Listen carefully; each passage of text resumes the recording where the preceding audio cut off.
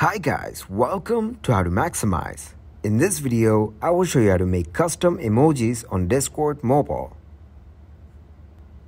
To start, open your Google Chrome in your mobile device. Now search for Wojak meme. Here, tap on Images. Now select the photo which you want to download. Then tap on that photo. Now hold the photo. Tap on the download image.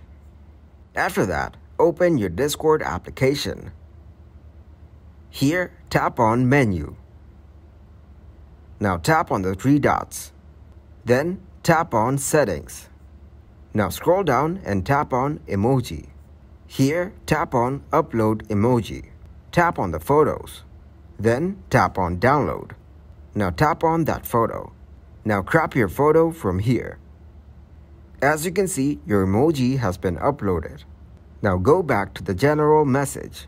Tap on emoji icon and select your custom emoji.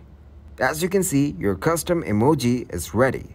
Thanks for watching and please leave a like, subscribe and share.